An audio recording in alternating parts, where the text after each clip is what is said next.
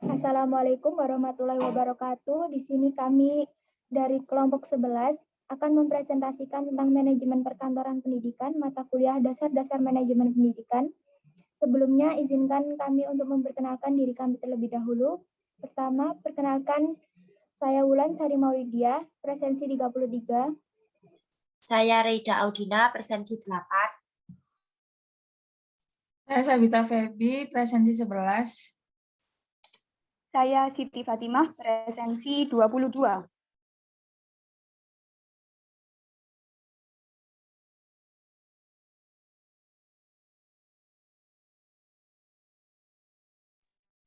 Yang pertama yakni pengertian kantor dan fungsi kantor. Pengertian kantor ditinjau dari 3 segi, yakni segi statis kantor, segi dinamis kantor, dan segi fungsional kantor. Yang pertama yakni segi statis. Segi statis kantor adalah tempat atau ruang penyelenggaraan kegiatan pengumpulan, pencatatan, pengolahan, penyimpanan, dan pendistribusian atau penyajian data dan informasi. Yang kedua yakni segi dinamis kantor, adalah proses penyelenggaraan kegiatan pengumpulan, pencatatan, pengolahan, penyimpanan, dan pendistribusian atau penyajian data informasi. Dan yang ketiga yakni segi fungsional kantor, adalah sarana pemusatan kegiatan yang bersifat administratif atau bersifat manajerial dan pendukungnya. Kemudian fungsi kantor, yaitu yang pertama, yakni menerima informasi.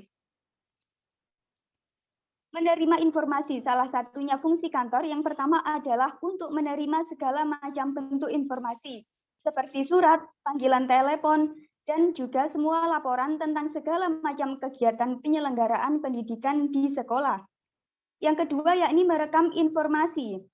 Fungsi kantor yang kedua yaitu untuk merekam dan menyimpan informasi agar informasi tersebut dapat segera mungkin disiapkan apabila kepala sekolah memintanya. Rekaman informasi harus disimpan dengan baik, karena itu sebagai bukti. Yang ketiga yakni mengatur informasi. Kantor juga berfungsi untuk mengatur segala macam bentuk dari sebuah informasi dengan cara yang sistematis, agar informasi tersebut dapat dimanfaatkan oleh pihak yang membutuhkan secara maksimal. Laporan yang dibuat dengan menggunakan informasi atau data yang sudah diatur secara sistematis di dalam kantor. Yang keempat yakni memberi informasi.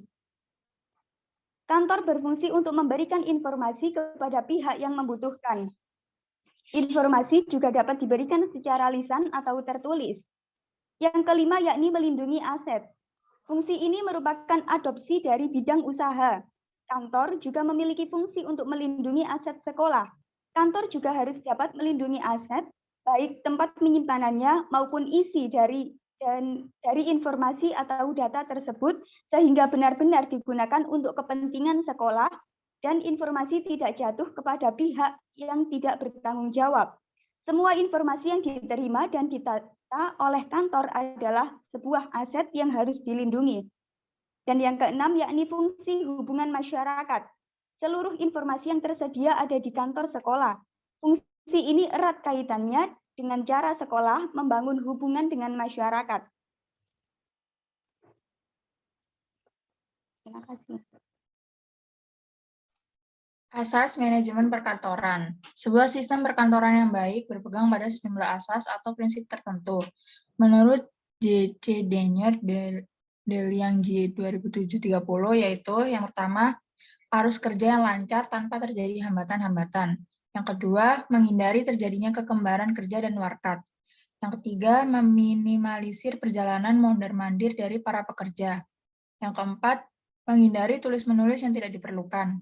Yang kelima, memanfaatkan sebaik-baiknya spesialisasi dalam pelaksanaan kerja. Yang keenam, menyeimbangkan antara hasil kerja dengan pengeluaran kertas. Yang ketujuh, menerapkan prinsip manajemen berdasarkan pengecualian. Yang kedelapan, pengecualian terhadap aturan perlu diusahakan sesedikit mungkin. Yang kesembilan, menghindarkan pengecekan yang tidak perlu. 10. Memanfaatkan sebaik-baiknya mesin tetapi tidak mempergunakannya secara berlebihan. Yang ke-11, sistem perkantoran harus berdasarkan asas kesederhanaan. Terdapat asas-asas efisiensi untuk menunjang sistem perkantoran, yaitu asas perencanaan, asas penyederhanaan, asas penghapusan, dan asas penggabungan. Lingkungan dan kondisi fisik kantor. Whitehead mengemukakan bahwa terdapat 5 bidang kegiatan utama kantor, yaitu kegiatan komunikasi, kegiatan kalkulasi, pengolahan dokumen, penyusunan laporan, kegiatan yang mengikuti prosedur rutin. Sementara itu, Terry mengemukakan bahwa ruang lingkup kerja manajemen perkantoran yaitu yang pertama tata ruang kantor. Adapun syarat-syarat tata ruang kantor yaitu kebersihan, luas ruang kantor tidak boleh dijejali pegawai. Yang ketiga, temperatur atau suhu udara cukup. Yang keempat, mempunyai ventilasi dalam ruangan harus diperhatikan.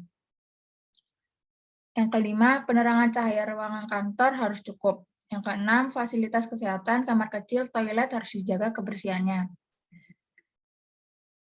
Yang ketujuh, air minum harus disediakan. Kedelapan, tempat duduk harus disediakan untuk keperluan ketika sedang bekerja.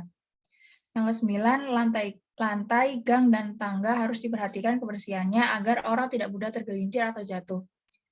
Yang kesepuluh, mesin di bagian mesin yang berbahaya harus diberi pelindung agar tidak terjadi kecelakaan.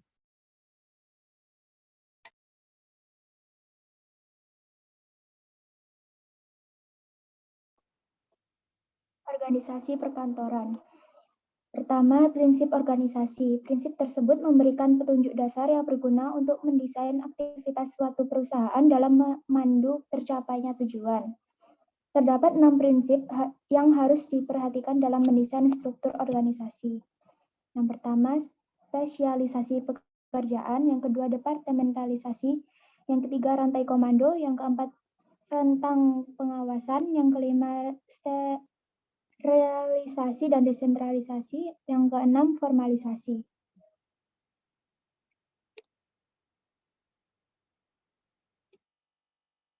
Yang kedua, struktur organisasi menurut Gomez Mejia 2004 adalah hubungan formal maupun informal antar anggota suatu organisasi. Terdapat 7 macam struktur organisasi, yaitu struktur garis, yang kedua struktur garis dan staf, yang ketiga struktur fungsional, yang keempat struktur produk, yang kelima struktur komite, dan yang keenam struktur matriks.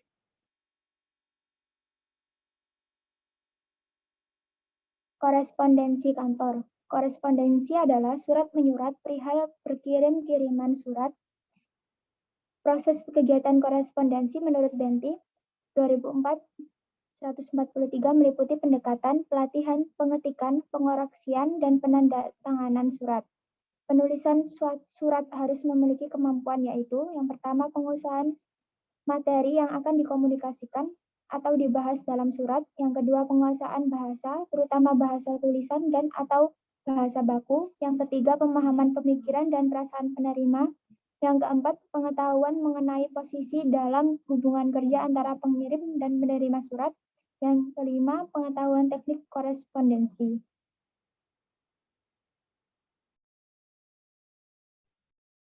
Yang terakhir adalah arsip dan pengarsipan. Tujuan penyimpanan arsip adalah sebagai referensi bila diperlukan suatu keterangan tertentu.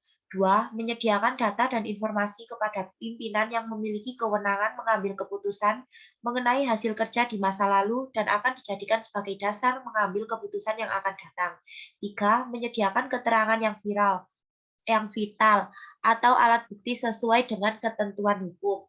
Tujuan pengarsipan menurut Pusat Pengembangan Tenaga Kependidikan 2013-115 adalah menyelamatkan bahan pertanggungjawaban tentang perencanaan, pelaksanaan, dan penyelenggaraan organisasi.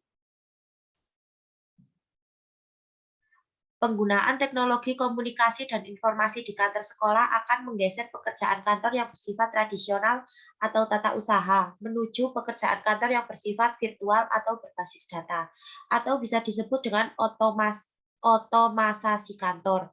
Otomasasi kantor adalah sistem informasi berbasis telekomunikasi yang mengumpulkan, memproses, menyimpan, dan mendistribusikan pesan-pesan dokumen dan komunikasi elektronik lainnya antara individual maupun kelompok kerja.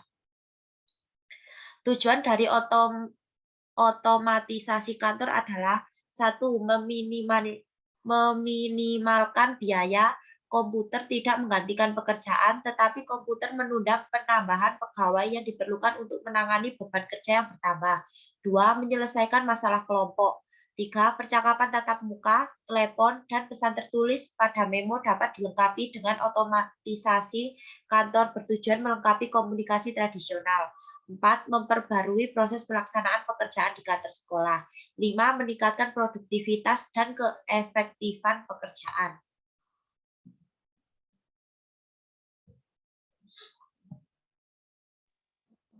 Baik, sekian dari kelompok kami. Kurang lebihnya mohon dimaafkan. Wassalamualaikum warahmatullahi wabarakatuh.